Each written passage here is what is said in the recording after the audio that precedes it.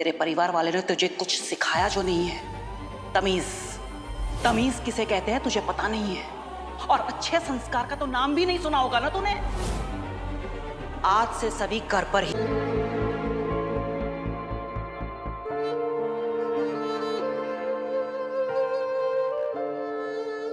रुकिए,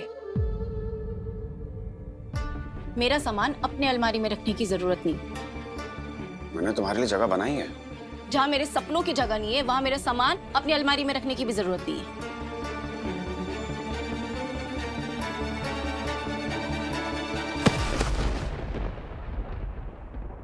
मुझे पढ़ना है, पढ़ लिख के आईएएस ऑफिसर बनना है, ताई का ख्याल रखना है। लेकिन मैं ऐसा कुछ भी नहीं कर पा रही हूँ क्योंकि सब गलत हो रहा है मेरे साथ, कुछ सही नहीं हो रहा है।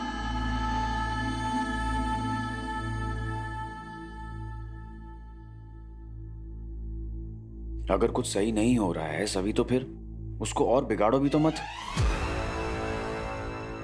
इस मामले को पहले शांत हो जाने दो, एकदम से किसी फैसले पे मत पहुंचो।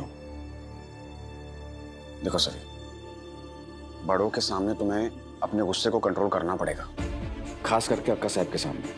कुछ ही दिन पहले उन्हें हार्ट अटैक आया था, मैं नहीं चाहता उन्हें कोई तकलीफ पहुंचे। तुम्हें कोई भी प्रॉब्लम हो तुम मेरे पास आओ, मुझे आके बताओ।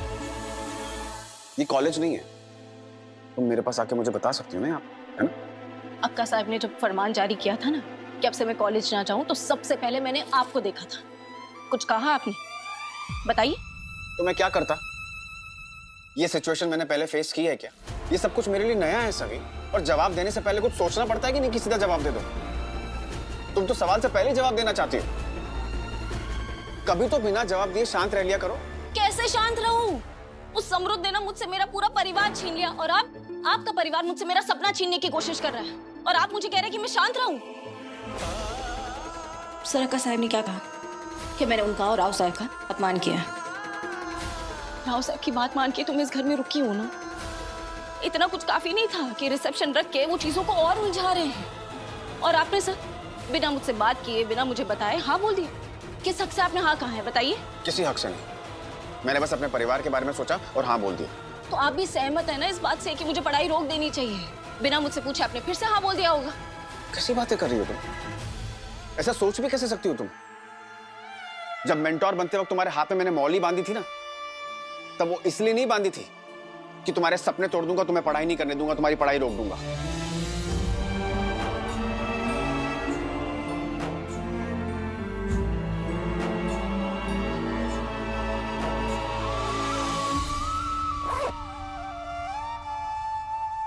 सभी, पिछले कुछ दिनों में मेरे परिवार ने मेरी वजह से बहुत कुछ सहा है, तो मुझे उनके बारे में सोचना पड़ेगा। Please try to understand. और मैं जानता हूं तुम्हारे लिए फैमिली कितनी इंपॉर्टेंट है, इसलिए मैं समझता हूं कि तुम इस सिचुएशन को समझोगी। प्लीज मेरी तुमसे बस इतनी सी रिक्वेस्ट है, हमारे रिसेप्शन हो जाने तक तुम कॉलेज मत जाओ। That's it. नहीं, मैं आपको अपने साथ ऐसा करने नहीं दूंगी। सभी प्लीज समझने की कोशिश करो, इसी में सबका भला है।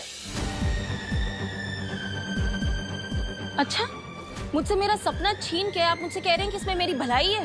कोई तुम्हारा सपना नहीं छीन रहा है। तुम्हारी पढ़ाई जारी रहेगी, तुम कॉलेज जाओगी, सिर्फ रिसेप्शन खत्म हो जाने के बाद तक। इतनी सी बात तुम्हें समझ में नहीं आ रही है?